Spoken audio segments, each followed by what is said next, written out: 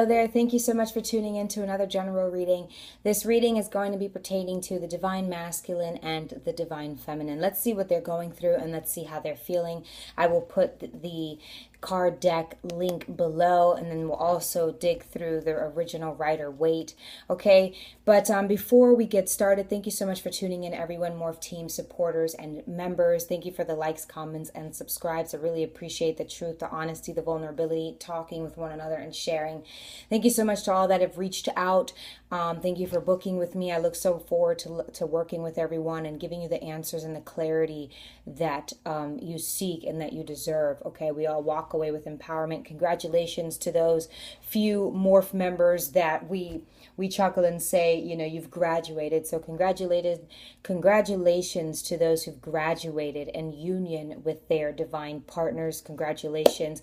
Don't be afraid to comment down below and say, you know, hey, if you're still watching, some of us watch, some of us move forward, and say, yeah, that you've achieved union with morphintome. So please, that would be greatly appreciated. And congratulations for those. And is there anything else I want to talk about? I'll have my Instagram linked below. If you follow that page, you'll have a chance at winning free 10-minute, 20-minute, 15-minute readings, depending on which raffle we have going on. So there was 2 contestant winners. Thank you for still being patient with your readings.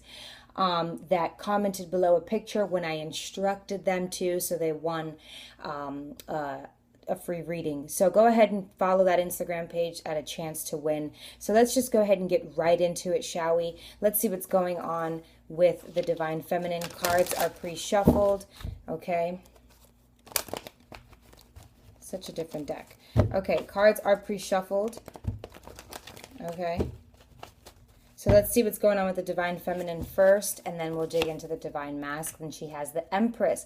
So it looks like a lot of us are finally setting into our power. A previous reading, we were talking about this major arcana and that this is where the divine feminines are headed. And a lot of us are still feeling like we're undergoing a scary, scary change, that we're just like, you know what, I'm over fighting this.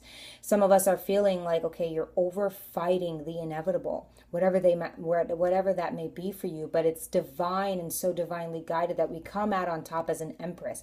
Some of us could be fire signs, Aries, or have fire in our chart, but just determined to be like, you know what, I'm ready to stop this rat race. I'm ready to keep going with where I need to keep going. A lot of us are going to realize that when we stopped, you know, this is where we're picking up back off, okay, is taking care of ourselves, loving ourselves, and being able to love others equally.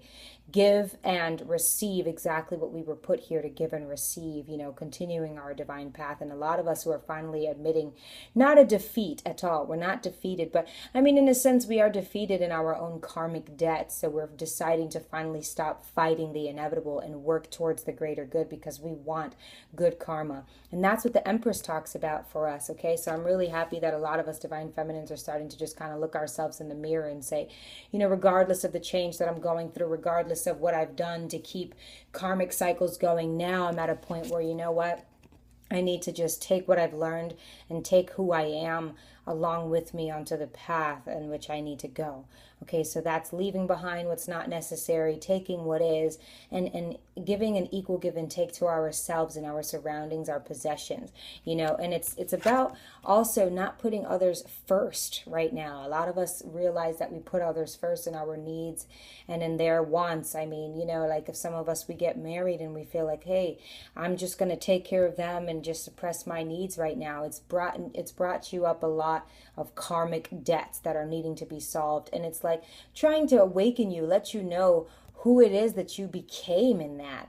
But also the Empress, you know, the reason why she's the Empress and she's Mother Nature, you know, she's a building block, she's an aspiration, is because she'll give back to herself just as equally. Okay, so that's what the divine feminine is having to realize, that everything she's done was not a delay 100%, but also a way to get her up, okay, to get her to keep going rather than staying stagnant. Okay, we all were at one point, at one you know, point or another, but now we're needing to understand where it is that we can go with those messages or with those assets. So we have the Hanged Man, so another major arcana. So this is what we're doing. We're just sitting back and letting the divine take us, you know, letting letting what we've built, what we've worked very hard for, every one of us divine feminines, every one of us ladies and males, you know, everything, what we are doing right now, where we are right now, we busted our asses for. We dreamt, we manifested since we were young, and we're here. And now it's time to give back to ourselves. That's what it's talking about. And giving back to ourselves also means that, you know what? Not even just taking a bubble bath or going on a cleanse or something, but it's about understanding, sitting where you are and saying, you know what? I did that. I grew that garden. Now let me pick some of those flowers and put them in my hair. You know, put them in my bubble bath, taking back, taking what's rightfully yours. It's just yours. Okay, taking back your power. And with the divine here, like I said, it's divinely guided, okay? They're going to be, once you sit back and you relax and you take what you feel like is a sin for you to take, you take that as you're divinely guided to. You end situations as you are divinely guided to, okay? And know that you're going to stand on your own 2 feet. This is what we're talking about. This is you releasing of any emotional ties. It's understanding that the authority in which you believe or that you feel like you're entitled to is not yours to keep. It may not even be the real journey that you're supposed to be after. So it's saying with the Hangman, listen, take your time, understand that whatever you've done up until today is what you deserve. It was part of your journey, so keep going. You cannot stay stagnant. You're not allowed to build, you know, a certain deck of cards and then that's it. You know, you're supposed to keep moving. We have the Ace of Wands and the Six of Wands, Aries, Leo, Sagittarius. Use what you have been given. Use where you're going to keep going, okay? You've built what you've built so far, and some of us have to sit there and ask, why did we build certain things? Why did we build such things? Why did we want to manifest such things? We don't know. We just feel like we made a wrong turn. Quite the contrary. Okay, so now it's time for, now it's time for us to understand again why we're here. The Hanged Man at the card number 12, okay, it talks about meditation. Meditation is to remember. Sometimes we get lost, you know, that track that I'm always referring to, and trap doors underneath trying to get to the other side. Okay, trying to get through that dark tunnel through the light. Sometimes we get stuck under trap doors and forget what we're working for, forget who we are, forget why we love, forget. So this Hangman also talks about meditation and trying to remember what you're doing and who you are and what makes you happy, because you work so hard for things and then you get stuck. And then you're fighting for the things that made you stuck in the first place. Really, subconsciously, you're trying to stay there. You think that if you don't think about this and that, you think if you have more than one favorite color or more than one favorite outfit or shoes that you're going to get a little too crazy. No, it's the fact that you're here and you're doing the same things every day without taking the life out of it. I mean, you know what I'm saying? You think you're going to be taking the life out of it, but without, there you go, without... Look, she has the flowers in her hair, okay? Without cherishing the moment, without cherishing what you can do, what I can do, okay? It's wanting to stay stuck in an element where you're already stuck and you're not moving. So once these downloads come to you to do this, to do that, to say this, to be that, do it. Because it's this Empress that we were talking about that is going to help you to realize that you need to stop trying to stay in one place and break down barriers. Break down. And it's like, it's as easy as what she looks like. She grew the garden. Of course, she can pick a few flowers, but we're not even trying to do that. I feel like a lot of us are still thinking we need to be punished. We need to think about why we feel like we need to be punished in a situation that is still moving. We don't even know what the end result is. Well, how are we punished in something we didn't even get wrong? The Nine of Cups, Cancer, Pisces, Scorpio energy. So it looks like a lot of us are going, like I said, you'll stand up on your own 2 feet. You know, some of us are afraid of being alone, but in a situation where we feel alone already, we have probably more anxiety where we are with a group of people or with our husband or our wives than we would alone. So this Nine of Cups talks about not necessarily being alone, but exactly what you're scared of going through alone, or exactly what you're scared of, your nightmare. Looks like this. Being content in yourself and the love that you have for yourself and the time you took out to make and take all of your possessions and what you are deserving of. That's what you're entitled of, is the fruit of your loom. Divine Feminines. Nine of Cups, also Cancer, Pisces, Scorpio energy, talks about a wish fulfillment in yourself. This is individual for you. This is a personalized card. It's customized for you, that you don't necessarily have to be sitting there looking full in a basement with dust only, and there's not even any food. Take it how it applies, this, this metaphor here. Being content in the same exact area which you felt like you would be completely empty, alone, scared, and crippled. This man looks more happy than, anyone that I've met recently, okay? It says that you will end right back on your own feet. Again, take those leaps that you're supposed to take. Go back to the defined you. Go back to the real you that was lost somewhere along the road, that the Hanged Man, when you meditate to remember, okay, will help you remember, will help you know this, exactly what you've left behind, those fossil fuels. Okay, we have the Hierophant, the number 5. So this not only talks about your divine masculine or your divine partner, but this talks about you and a knowing exactly who you are, knowing what it is that you need to do, knowing why. Now you get all the answers as to why, once you're able to stand on your own 2 feet and be happy in yourself. Now comes the relationship. Now comes the accountability for someone else. Let's see what's going on with the divine masculine. Okay, the 7 of Cups. This man can't stop thinking about you. This woman can't stop thinking about you.